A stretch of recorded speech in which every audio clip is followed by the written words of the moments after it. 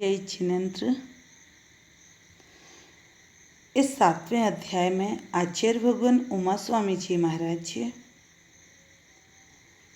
सल्लेखना व्रत के अतिचारों को कहने जा रहे हैं। इस 37वें सूत्र में जीवित मरना संसा मित्रानुराग सुखानुबंध निदा नानी।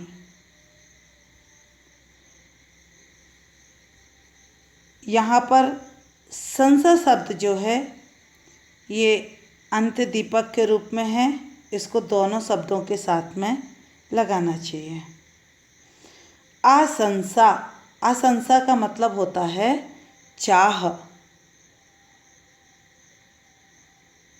आशंसा का मतलब चाह, इच्छा। जीविता संसा। अब सल्लेखना धारण तो कर ली, लेकिन सल्लेखना धारण करने के बाद और जीने की इच्छा करना। स्वस्थ हो गए, सब लोग सेवा कर रहे हैं, तो मन में विचार करना कि क्या आनंद है, सुख के दिन चल रहे हैं। अरे जीवन भर तो दुख देखे, अब आनंद प्रारंभ हुआ है, अतः मेरा मरण ना हो। इस प्रकार जीने की आकांक्षा को जीविता संसा नाम का अतिचार कहा है। दूसरी बात है, दूसरा अतिचार है मरना संसा। मरना संसा यानी कि मरने की इच्छा रखना। थोड़ी सी पीड़ा हो गई तो कहता है, हे प्रभु, हे भगवान, उठा लो जल्दी, कब सुधर जाए मेरी, बहुत पीड़ा है, मेरा शीघ्र मरण हो जाए। इस प्रकार सल्लेखना धारण करके शीघ्र मरने की इच्छा करना मरना संसा नामक अतिचार है।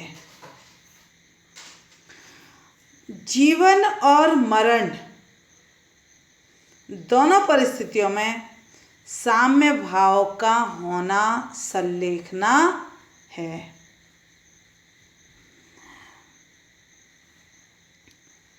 तो ना मरने की सोचना और ना जीने की सोचना, बस जो है सो है। जितनी आयु है उतने दिन तक हम जी लेंगे। जीने की हो ना इच्छा, मरने की हो ना वांछा। तो ये सारी चीज़ें सल्लेखना के समय विचार में नहीं आनी चाहिए। तीसरा अतिचार कहा है सल्लेखना का मित्रानुराग। अब सल्लेखना चल रही है, अंतिम समय चल रही है। अब कहाँ कहाँ के लोगों को, कहाँ कहाँ के मित्रों को याद कर रहे हैं। अरे भैया, अब यह समय मित्रों को याद करने का नहीं है। अब तो पंच परमेष्ठी की शरण में जाने का समय है, अपनी आत्मा में जाने का समय है। क्योंकि सल्लेखना को पूरे जीवन की तपस्या का कलश कहा है। व्यक्ति जीवन भर जितने भी व्रत, उपवास आदि साधना करता है, वो क्यों करता है? कि सल्लेखना हमारी अच्छे से हो जाए, अच्छे से हमारी समाधि हो जाए। उस समय किसी भी प्रकार के परिणाम आकुल व्याकुल ना हो पाएं।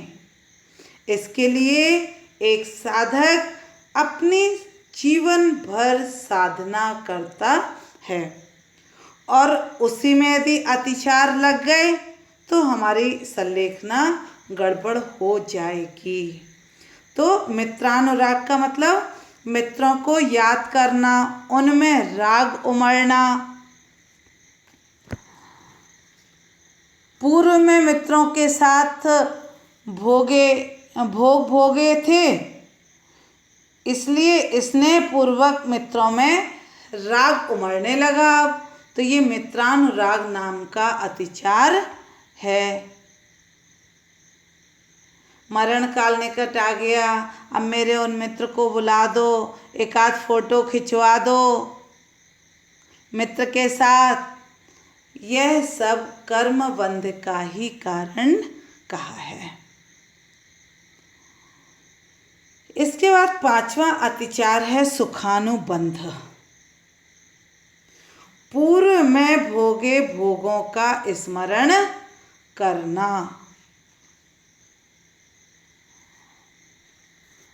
यानी कि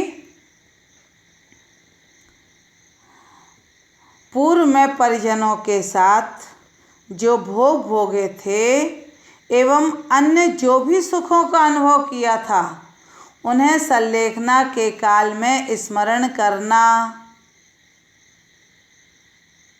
यह सुखानुबंध नाम का अतिचार है।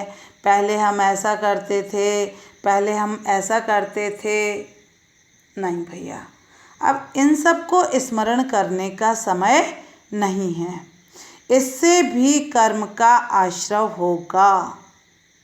या फिर निदान, अगला अतिचार क्या कह रहे हैं? निदान।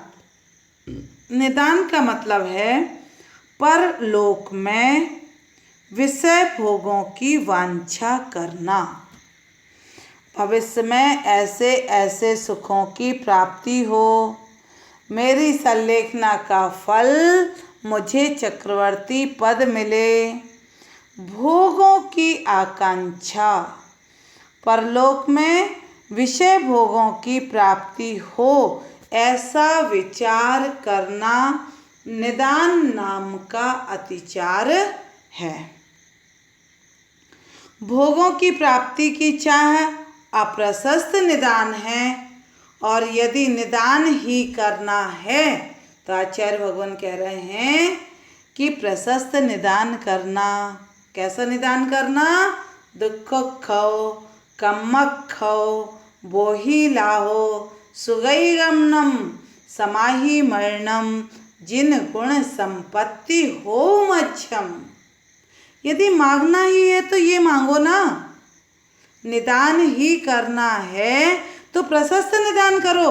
हे भगवान, मेरे दुखों का क्षय हो जाए, मेरे कर्मों का क्षय हो जाए, मुझे बोधि की प्राप्ति हो। बोधि का मतलब होता है रत्नत्रय, सम्यक दर्शन, सम्यक ज्ञान और सम्यक चरित्र, ये कहलाती है बोधि, और बोध कहलाता है सम्यक ज्ञान। ध्यान रखिए, बोधि और बोध।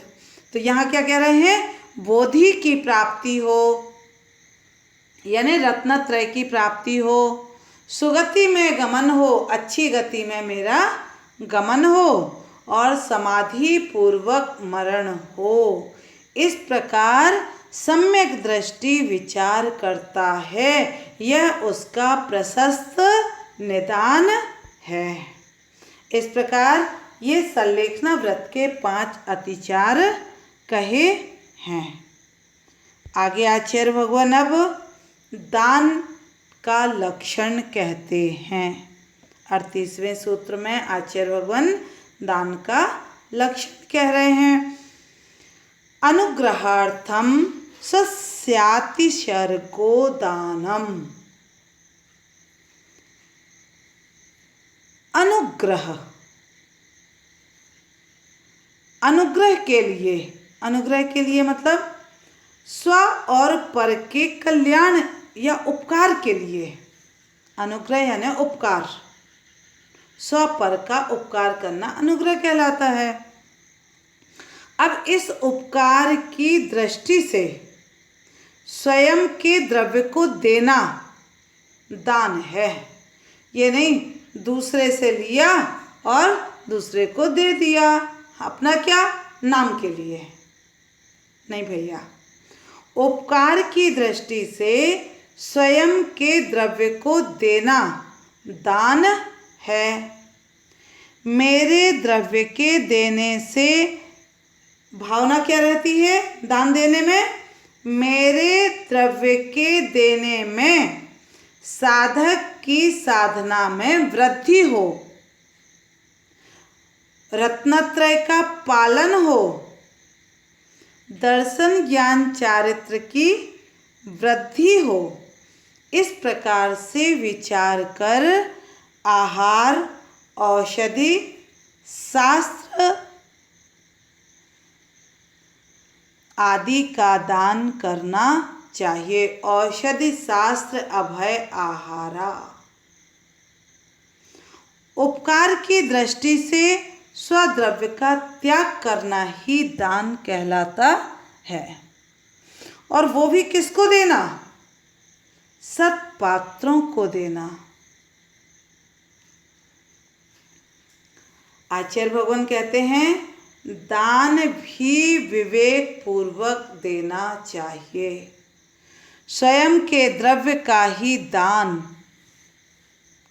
ऐसा नहीं करना चाहिए कि मुफ्त का चंदन घिस मेरे नंदन। मंदिर गए, वहीं से द्रव्य उठाया और वहीं चढ़ा दिया। चौके में गए, खाली हाथ और आहार देके आ गए। भैया स्वयं के द्रव्य का दान दो। ऐसा भी नहीं कि साधक को आप जबरन थमा रहे हो, लो महाराज लो महाराज। नहीं भैया, ऐसी सामग्री देना जो उनकी साधना में सहायक बने।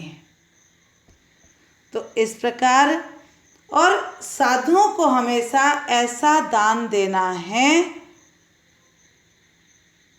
जो प्रकृति विरुद्ध ना हो, ऋतु विरुद्ध ना हो, चलित रस आदि ना हो, उनके स्वास्थ्य के विरुद्ध ना हो, ना अधिक गर्म ना अधिक ठंडा। इस प्रकार साधु की अनुकूलता के अनुसार उनकी साधना में सहायक शुद्ध आहार ही श्रावक को दान देना चाहिए, और वह भी अपनी शक्ति के अनुसार ही देना चाहिए। किसी से ऋण लेकर के दान नहीं देना चाहिए। इस प्रकार यह आचार्य भगवान ने दान का लक्षण कहा है। अब हमने इसमें देखा अनुग्रह यानी स्वपर के कल्याण या उपकार। तो स्व का उपकार क्या होता है हम ये देख लें थोड़ा सा। एक तो हमारी लोभ वृत्ति कम होती है दान देने से, और आत्मा का झुकाव त्याग की ओर बढ़ता है और पुण्य का बंध होता है। ये हुआ स्वयं का उपकार दान देने से। अब पर का उपकार क्या हो रहा है कि उनकी जीवन यात्रा में मतलब हम साधु की अंजलि में रोटी का ग्रास नहीं रख रहे हैं, बल्कि उनकी मोक्ष मार्ग में हम पाथेय प्रदान कर रहे हैं। कलेवा, जैसे कोई व्यक्ति जब कहीं बाहर सफ़र करने जाता है तो अपने साथ एक टिफ़िन बांध के रख लेता है कि रास्ते में वह सहयोगी बनेगा यह भोजन। ऐसे ही ये साधु की अंजलि में रखा गया ग्रास उनके मोक्ष मार्ग का पाथेय है। आपके इस ग्रास के माध्यम से, आपके आहार के माध्यम से साधु का शरीर स्वस्थ रहेगा और आगे भी वह अपनी साधना को और बढ़ाएगा। इस प्रकार धर्म साधना में सहायक होता है हमारे द्वारा दिया गया आहार। ये पर का उपकार हो गया दान के द्वारा। ये दान 4 प्रकार से कहे हैं: आहार दान, ज्ञान दान, औषध दान और अभय दान। किसी अपेक्षा से आहार दान में चारों दान समाहित होते हैं। कैसे होते हैं? यदि साधु अच्छे से आहार करेगा तो खूब अध्ययन करेगा, तो ज्ञानदान भी हो गया। आहार अच्छे से यदि करेगा तो वह स्वस्थ रहेगा, तो औषध दान भी हो गया। और आहार करेगा तो उसका शरीर भी स्थायी रहे, मतलब शरीर भी चलेगा, तो ये अभय दान भी हो गया। आहार निरोध के कारण कई बार मरण भी हो जाता है, तो उसको हमने क्या किया? अभय दान भी उसमें समाहित हो गया। इस प्रकार केवल एक आहार दान देने से चारों प्रकार के दान उसमें समाहित हो जाते हैं। इसलिए जीवन में ध्यान रखना चाहिए, हमें आहार अवश्य देना चाहिए। अब किसको दें? बात ये आती है, आहार तो देना चाहिए, लेकिन किसको देना चाहिए, कैसे देना चाहिए? तो आहार दान में विशेषता बता रहे हैं आचार्य भगवान अंतिम सूत्र में। विधि द्रव्य दात्री पात्र विशेषात् तद विशेषः। विधि विशेष, द्रव्य विशेष, दाता विशेष और पात्र विशेष से उस दान में विशेषता होती है। मतलब दान के फल में विशेषता किससे आती है? विधि विशेष के द्वारा आती है। विधि विशेष क्या है?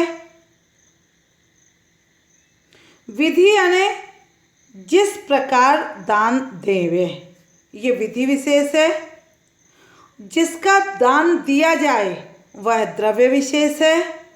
दान देने वाला दाता विशेष है, और जिससे दान दिया जाए वह पात्र विशेष है।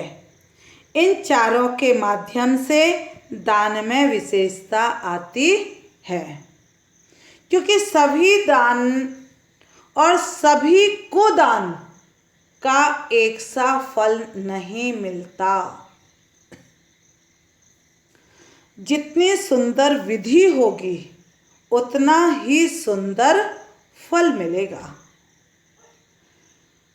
अब विधि क्या कहलाती है, इसे हम देखें। विधि का मतलब होता है नवधा भक्ति। मतलब सत्पात्र जो हैं, योग्य पात्र जो हैं, इनको यथा योग्य विधि से नवधा भक्ति पूर्वक आहार देना चाहिए। द्रव्य विशेष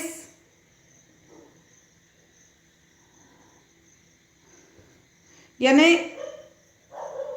योग्य पात्र को यथा योग्य विधि से शुद्ध वस्त्र पहनकर पड़गाहन करना, उच्च आसन देना, पाद प्रक्षालन, प्राशुक जल से अष्टद्रव्य से पूजन करना, नमस्कार करना, मन शुद्धि, वचन शुद्धि, काय शुद्धि एवं भोजन शुद्धि, आहार शुद्धि बोलना, ये पात्र की नवधा भक्ति कहलाती है। तो ये नवधा भक्ति आदर एवं अनादर पूर्वक करना, यह विधि विशेष है।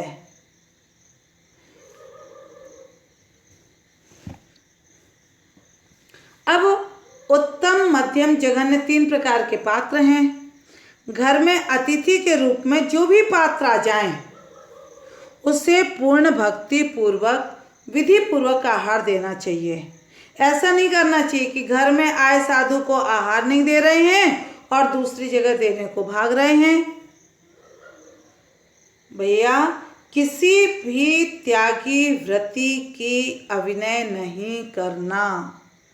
कुछ भी ना हो आपके घर में तो मात्र रोटी और पानी आहार में दे देना, लेकिन किसी की अभिनय नहीं करना। मन वचन काय से भक्ति पूर्वक स्वशक्ति पूर्वक दान देना चाहिए। अब दूसरी बात आती है द्रव्य विशेष। द्रव्य, अब जो देय वस्तु है, मतलब जिसका दान दिया जा रहा है, जो वस्तु दी जा रही है वो कैसी हो? एक तो निरामिष हो, प्राशुक हो, प्राशुक आहार होना चाहिए, शुद्ध चावल, गेहूँ, घी, दूध आदि, ये सब द्रव्य कहलाते हैं। पात्र की साधना, स्वाध्याय और तप में वृद्धि कारक द्रव्य देने से दाता को विशेष पुण्य लाभ होता है। द्रव्य का लाभ अलाभ ही द्रव्य विशेष समझना चाहिए। और वह दाता कैसा होना चाहिए उसके बारे में आचार्य भगवान बता रहे हैं कि दाता कौन कहलाता? देने वाला।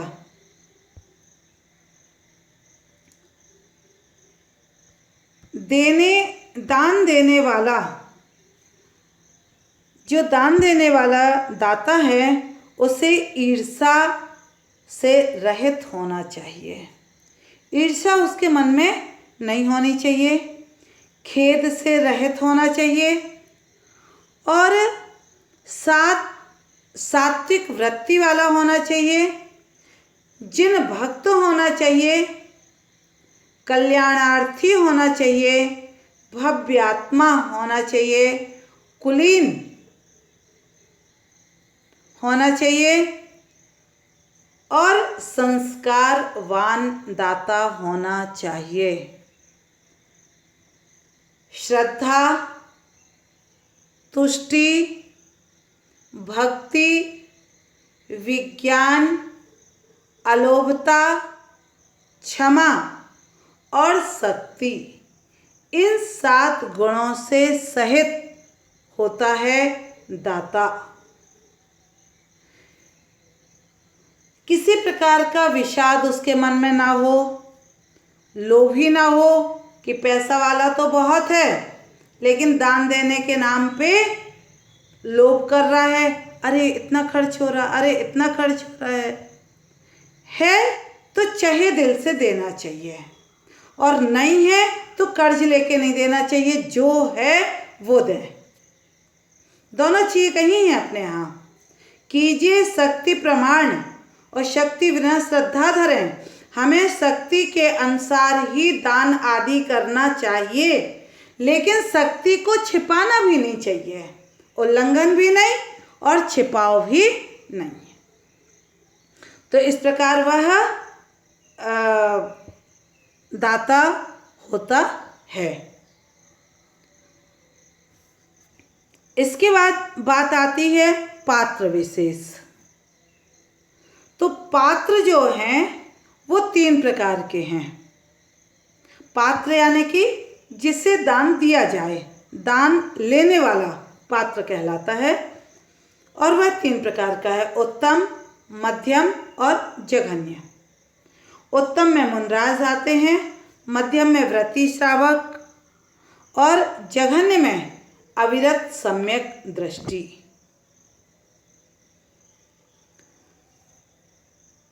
हमने चौका लगाया और यदि बाई चांस हमें उत्तम पात्र का लाभ नहीं हो पाया तो हमें मध्यम पात्र को आहार कराएं तो हम मध्यम पात्र को आहार कराएं, और मध्यम पात्र भी यदि हमें अवेलेबल नहीं हो पाए, क्योंकि त्यागी व्रती भी आज के परिवेश में कम ही मिलते हैं, वे भी नहीं मिल पाए, तो फिर क्या करें, जघन्य पात्र को हम आहार करा दें, आपको दान का फल मिलेगा।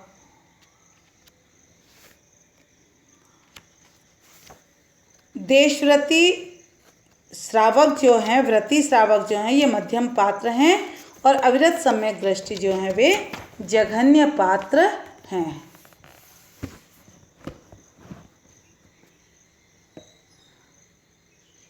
दाता को भी शुद्ध होना चाहिए, उनकी भी कुल शुद्धि होनी चाहिए। दाता का आचरण भी शुद्ध होना चाहिए। जिनके वंश में विजाति विवाह, विधवा विवाह आदि नहीं हुआ हो, यह कुल शुद्धि है। दाता का आचरण भी शुद्ध होना चाहिए। अभक्ष सेवन आदि का त्यागी हो, सप्त व्यसन का त्यागी हो, अंग भंग न्यूनाधिक अंग वाला न हो, जिसके शरीर में फोड़ा वगैरह न हो, एवं शुद्ध वस्त्र पहने हो, वही दाता आहार दे सकता है। इस प्रकार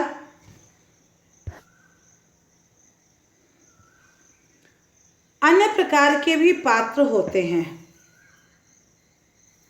एक होते हैं कुपात्र, आत्मज्ञान से रहित वाह क्रिया कांड से मोक्ष मानने वाले कुपात्र हैं।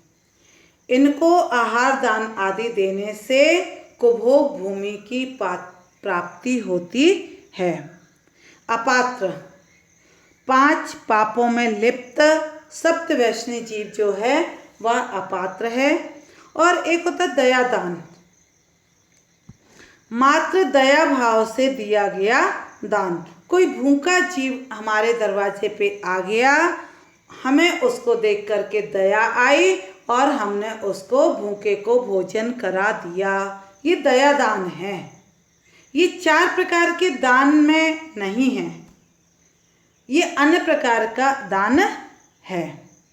इस प्रकार यह विधि विशेष द्रव्य दाता और पात्र के अनुसार दान के फल में विशेषता जानना चाहिए। उत्तम योग्य विशेष विधि योग्य समय पर दाता विशेष एवं पात्र की योग्यता से दान में विशेषता आती है। साधु को हमेशा ऐसा द्रव्य तो दान दें जिससे उनके ज्ञान चारित्र वर्धमान हों, परंतु ऐसी सामग्री नहीं देना कि जिससे उनके चारित्र की हानि हो जाए।